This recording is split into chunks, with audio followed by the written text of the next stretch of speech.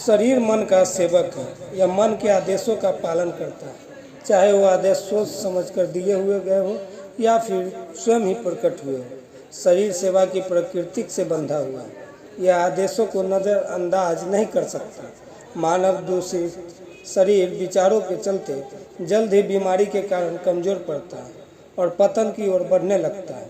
मन को हर्षित और सुंदर विचार प्राप्त होते हैं तो यह इस आज्ञा का पालन करते हुए शरीर को सुंदरता और यौवन से सुसज्जित करना शुरू कर देते हैं। तो दोस्तों नमस्कार, फिर से स्वागत है आपको आपके अपने यूट्यूब चैनल। मैं हूं संजीव कुमार और आज मैं बात करूंगा विचारों का स्वास्थ्य और शरीर पर प्रभाव। परिस्थितियों की तरह ही रोग और स्वास्थ्य की जड़ें भी विचारों में ही निहित होती है। रोगग्रस्त विचार स्वयं को बीमार शरीर द्वारा प्रकट करेंगे। ऐसा पाया गया है कि भय के विचार व्यक्ति को उतनी ही जल्दी मार डालता है जितना कि बंदूक की किसी गोली या कोई अन्य हथियार। और यह भय विचार हजारों की संख्या में लोगों को निरंतर इसी तरह लेकिन धीरे धीरे मार रहे हैं।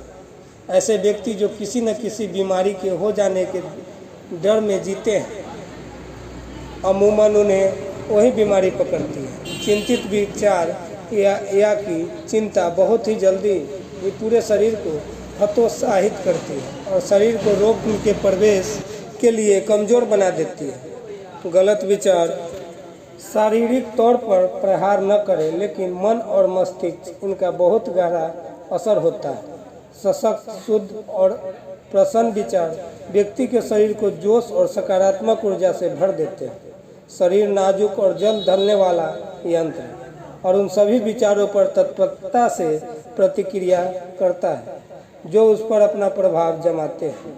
यह सभी विचार आदत का रूप धारण कर शरीर पर उसका प्रभाव छोड़ेंगे, चाहे वे अच्छे हो या बुरे।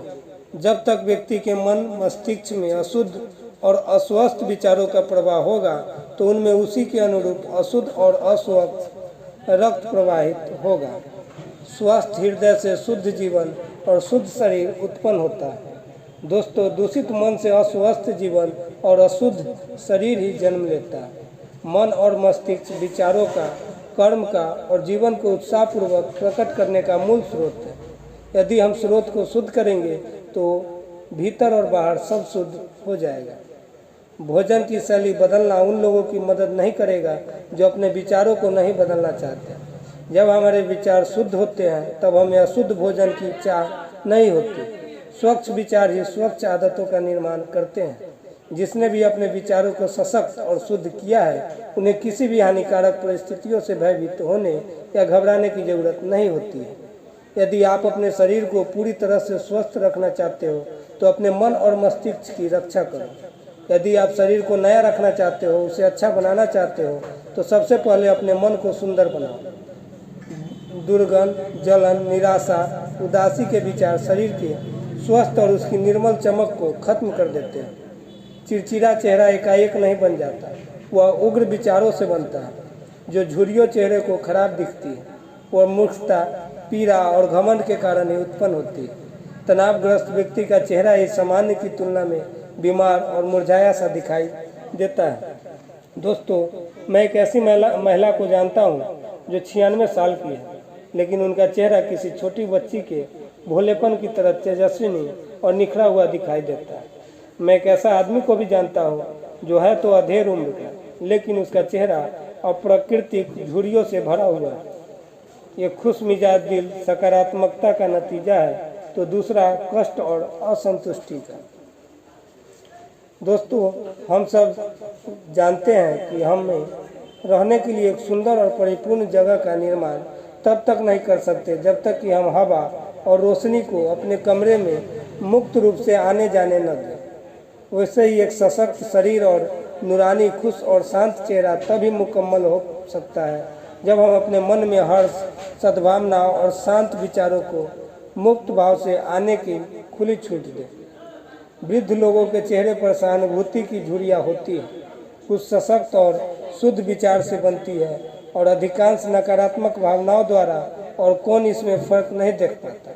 जाहिर है, जिन्होंने न्याय संगत जीवन जिया है उनका जीवन शांतिपूर्ण, स्तब्ध और मृदुल हो चुका है, अस्त होते सूर्य की तरह। दोस्तों, हाल ही में मैंने एक दार्शनिक को उसकी मृत्यु की अंतिम क्षणों में देखा, या यूँ कहूँ कि वह मृत्यु शैया पर था। वह अपने शरीर के अलावा बूढ़ा नहीं दिख रहा था। उसकी मृत्यु उतनी ही शांतिपूर्ण थी जितना कि उसका जीवन था। शरीर की बीमारियों को दूर भगाने के लिए जिंदादिली विचारों के पोषण से अच्छी व बेहतर कोई अन्य चिकित्सक नहीं है। दुख और शौक की परछाइयों को हटाने के लिए सद्भावना जैसी तसल्ली देने वाली कोई चीज़ हो ही नहीं सकती।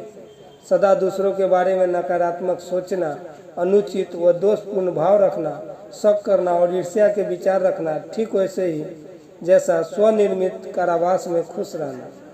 सबके बारे में अच्छा सोचना, सबके साथ खुश रहना, धैर्य के साथ यह सीखना कि उनमें केवल अच्छे ही देखना, ऐसे निस्वार्थ विचार भाव मनुष्य को स्वर्ग की ओर ले जाते हैं।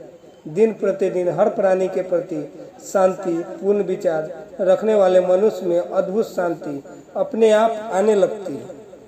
तो दोस्तों, ये जेम्स एलन की book as a man think it के अध्याय 3 विचारों का स्वास्थ्य और शरीर पर प्रभाव से लिया गया है। तो अभी तक के लिए इतना ही। वीडियो अच्छा लगा हो तो चैनल को लाइक, शेयर और सब्सक्राइब करें और कमेंट करके हमें बताएं अच्छा लगा या बुरा, या किसी तरह का सुझाव देना हो वो भी हमें बताएं।